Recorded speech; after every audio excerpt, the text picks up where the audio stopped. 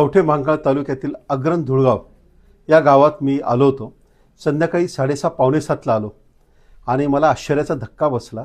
इथे बरोबर 7 वाजता एक भोंगा वाजतो आणि सगळी मुलं खेळत असतील, कुठे असतील, ते आपापलं जेवण उरकून संध्याकाळी 7 ते 9 या वेळेमध्ये आपली पाठ्यपुस्तकं उघडून अभ्यास करत असतात.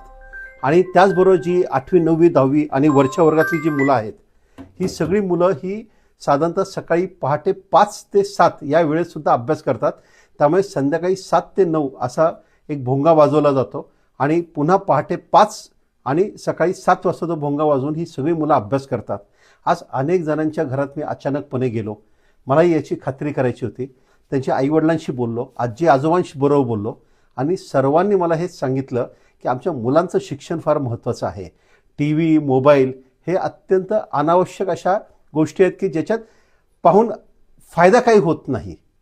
थोडक्यात ज्याला आपण म्हणतो डिजिटल डिटॉक्स, हे खऱ्या अर्थाने आज मला अग्रन धुळगाव या गावामध्ये दिसलं. मला खूप आनंद झाला, मला खूप अभिमानी वाटला या गावाचा. खऱ्या अर्थाने ज्याला आपण म्हणतो की आपण अनेक प्रकारचं पर्यटन पाहतो. काही धार्मिक पर्यटन असतं, काही ऐतिहासिक पर्यटन असतं, पण शैक्षणिक पर्यटन असलेलं हे पहिलं गाव मी पाहिलेलं आहे.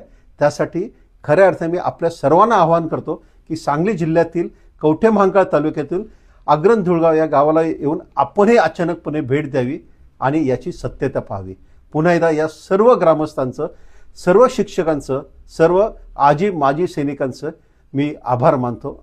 त्यांनी अतिशय उत्तम उपक्रम राबवला आहे आणि ज्याला ते म्हणतात अभ्यासाचा भोंगा, हा उपक्रम खऱ्या अर्थाने संपूर्ण सांगली जिल्ह्यामध्ये नव्हे तर या संपूर्ण राज्यात जावा असं मला प्रामाणिकपणे वाटतं.